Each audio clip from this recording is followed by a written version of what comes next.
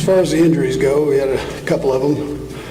So Xavier Worthy hurt his shoulder right early in the game, and then Tranquil, Bolton, and Gelati, but they all finished, and they should be okay as we go forward. I'd like to thank the people of Brazil here and for Sao Paulo for the hospitality.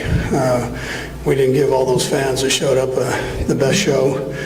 We can learn from this as we move forward, which we'll do. I've got to make sure I get my team in a better state there coming out with playing with more emotion. And we were a little flat that first half, and that cost us.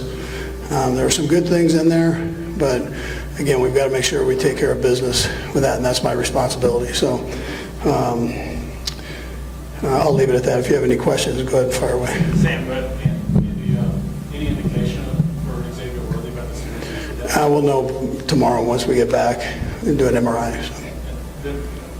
What did you evaluate the passing game? Yeah, listen, I thought it was kind of a two halves passing game. I thought the first half we were off a bit, and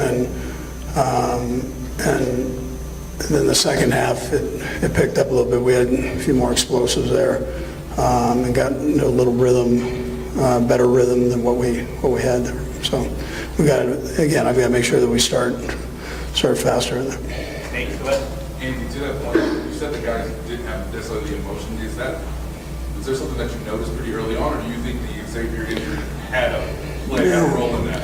Yeah, but listen, I expect more than that. I've got to make sure we come out with better emotion. And, you know, it's a nice big stage for us, and against a good football team. And they made a couple plays early, got things going, and we weren't able to do that. And I thought they did a better job in that area. So.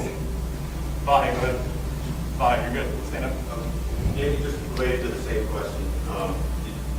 What signs do you see that when you say that about feeling like they're flat? Anything in particular that points that? Yeah, listen, I'm on the sideline, so I expect there to be emotional support there. I also expect the players to fly around and do the things that I've seen us do. So it's my responsibility to get them in that frame of mind.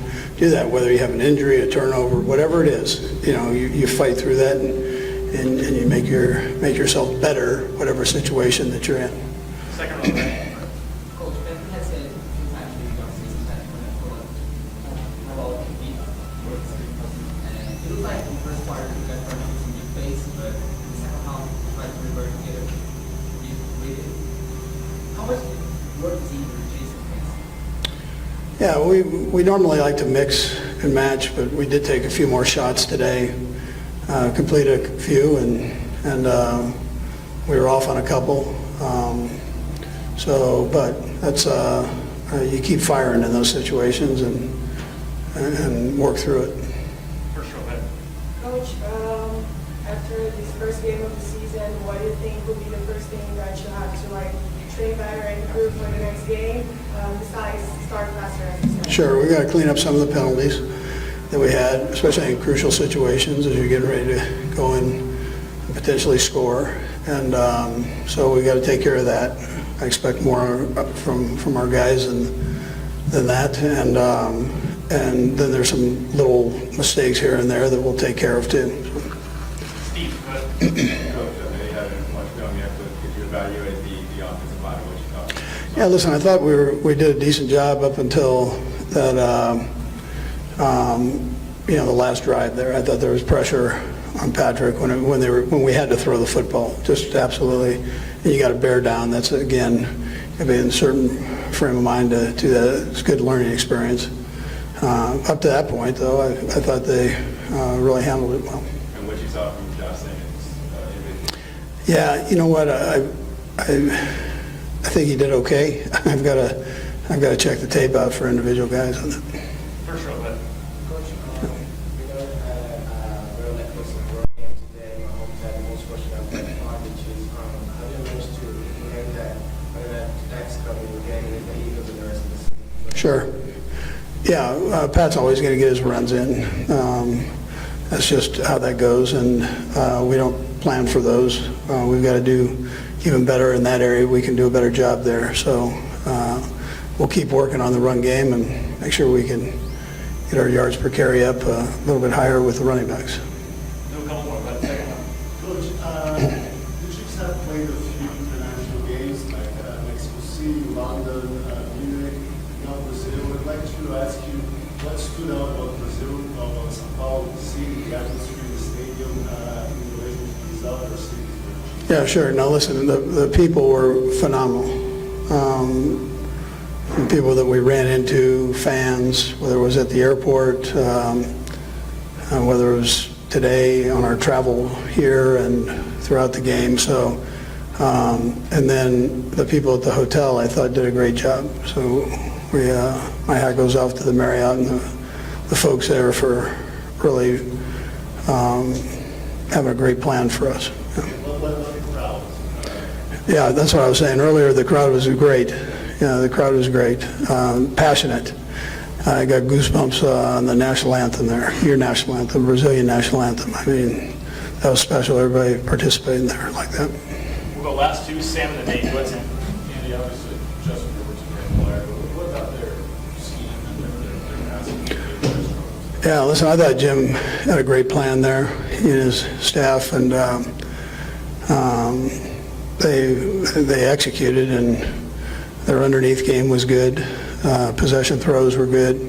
They didn't really hit too many deep ones, but the ones that that intermediate range, I thought they did a nice job with. Nate? Andy, it seemed like on the last third down that Chris went inside and break contain. Just what is your evaluation on the front four right now when you guys aren't blitzing quarterback? Yeah, listen, I always expect more from the bigs on both sides of the ball, so we can do better in those two areas for sure. Oh, I mean, that's where it all starts, right? So, and so we can do a better job. We will do a better job. Thanks, Coach. All right, good. It was a tense and emotional night in Brazil as Travis Kelce narrowly escaped injury after being struck by Los Angeles Chargers defensive tackle Tart during Friday's NFL Showdown. The heated moment unfolded while Kelce was blocking on a drive that would eventually end with a Patrick Mahomes touchdown. Tart appeared frustrated by the physical play, and after Kelce released him, he stared back before slapping Kelce across the helmet with an open hand.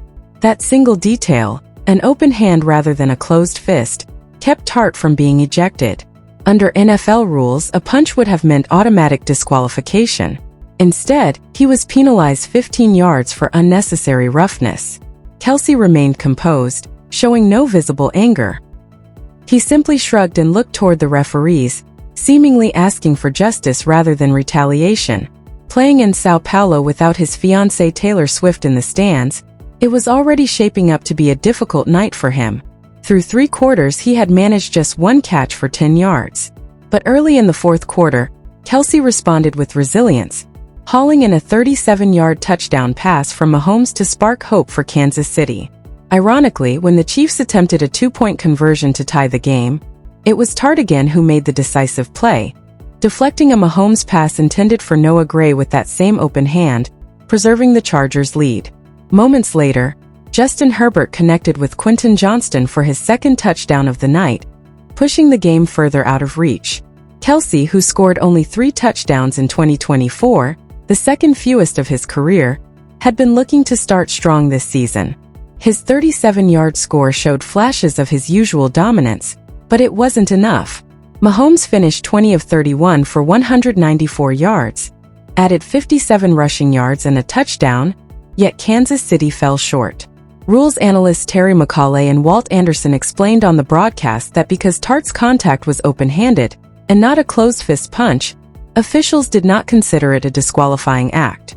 According to the NFL rulebook, only flagrant unnecessary roughness can warrant ejection.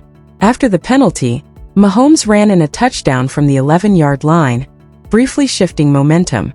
Earlier, Mahomes had delivered a highlight-worthy completion to Juju Smith-Schuster before finding Kelce for the dramatic score. However, Kansas City's thin receiving core, led by Hollywood Brown alongside Smith-Schuster, Tyquan Thornton and Noah Gray, struggled to consistently break through. Rookie Jalen Royals, drafted in the 4th round of the 2025 NFL Draft, missed the trip due to knee tendinitis. In response to last season's receiving struggles, Chiefs GM Brett Veach had traded for DeAndre Hopkins from the Arizona Cardinals, hoping to strengthen the unit. Still, under the bright lights of Corinthians Arena, the Chiefs' comeback effort fell short, leaving Kelce's night defined by both resilience and frustration.